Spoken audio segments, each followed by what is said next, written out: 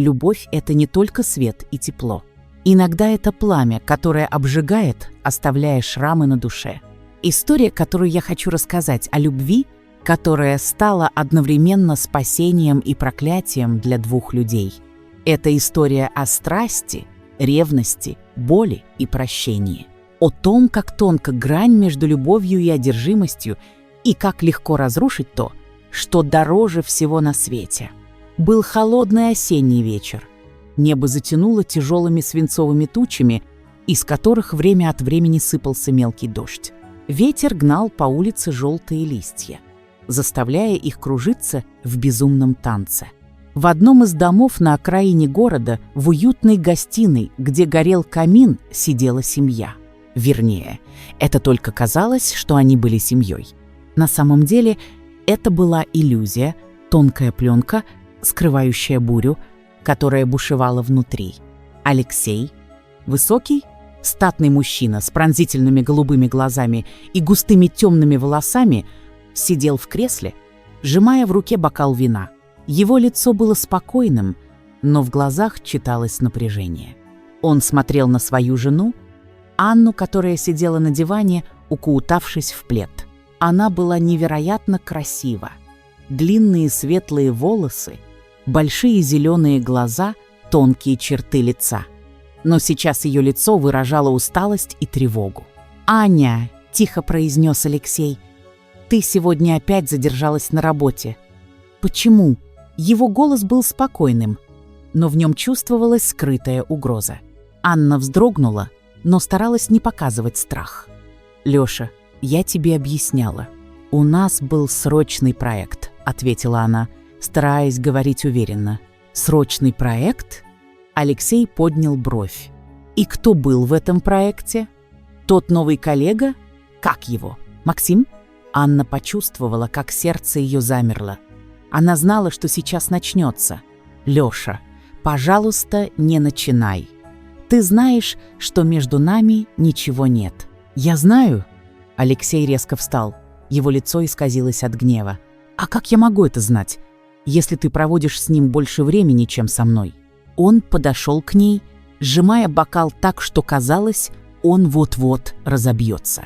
Анна отодвинулась, но Алексей схватил ее за руку. «Ты думаешь, я не вижу, как ты на него смотришь?» – прошепел он. «Ты думаешь, я не замечаю, как ты улыбаешься, когда он рядом?» «Лёша, ты с ума сошел!» – вырвалось у Анны. «Я люблю только тебя». Но Алексей уже не слышал ее слов. Его ревность, как всегда, затмила разум. Он схватил ее за плечи и потряс. «Не ври мне!» – крикнул он. «Я знаю, что ты мне изменяешь». В этот момент в комнату вошел их 7-летний сын Артем. Мальчик был похож на мать. Те же зеленые глаза, светлые волосы. Он остановился на пороге, увидев, как отец трясет мать. Его лицо исказилось от страха и боли. «Папа, не обижай мамочку!» — крикнул он, подбегая к ним. «Она самая лучшая!» Алексей резко отпустил Анну и обернулся к сыну. Его лицо было искажено яростью, но, увидев слезы на глазах мальчика, он на мгновение замер. «Артем, иди в свою комнату», — тихо сказал он. «Нет!» — мальчик упрямо покачал головой. «Я не уйду, пока ты не перестанешь обижать маму». Анна, дрожа, обняла сына.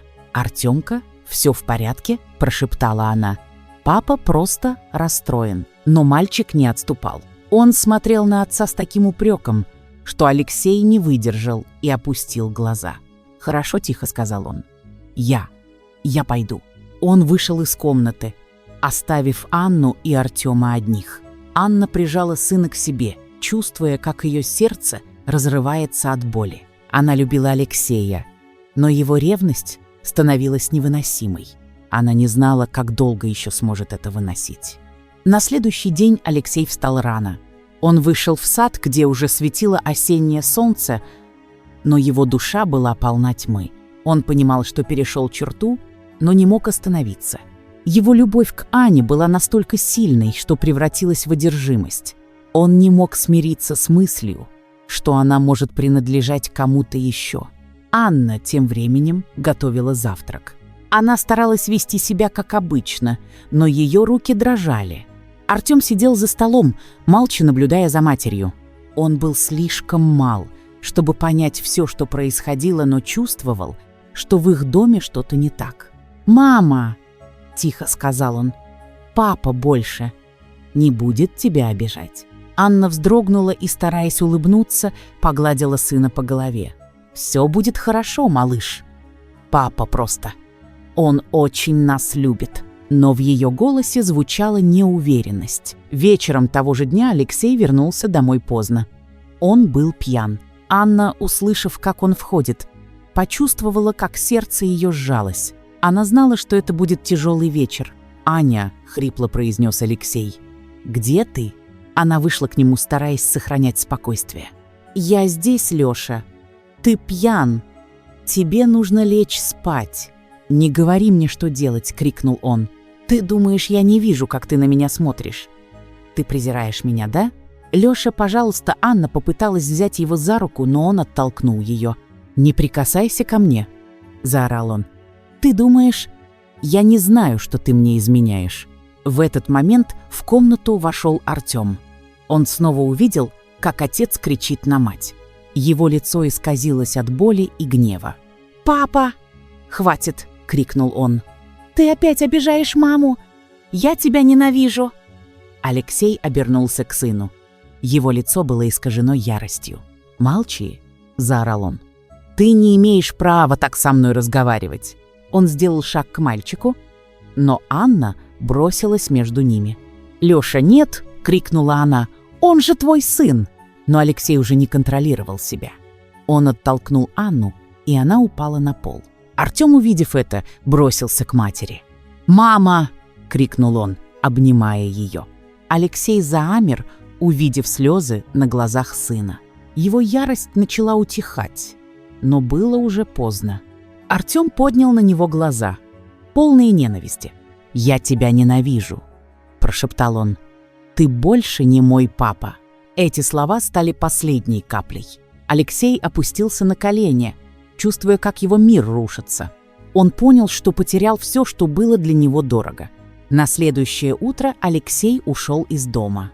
Он оставил Ане записку, в которой просил прощения и обещал, что больше никогда не вернется.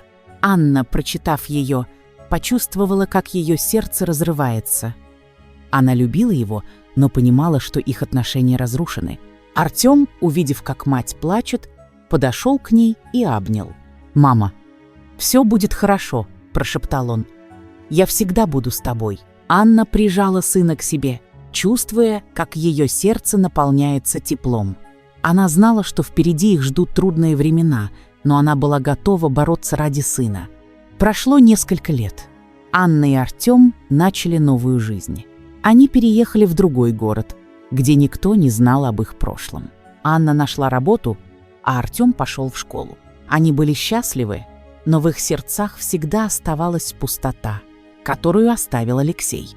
Однажды, когда Анна возвращалась с работы, она увидела на пороге своего дома мужчину.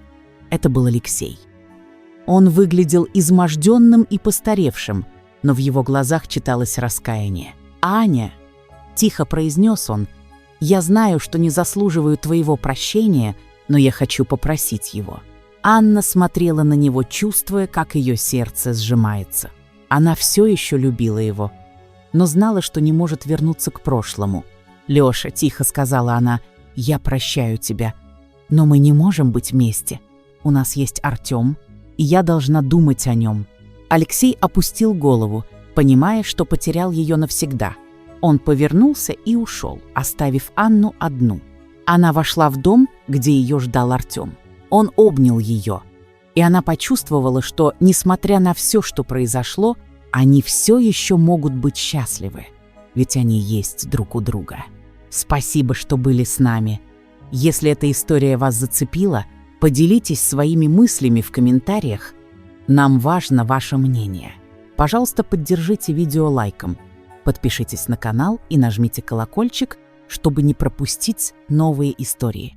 Пусть в вашей жизни будет больше добра, тепла и счастливых моментов. До встречи в следующем видео.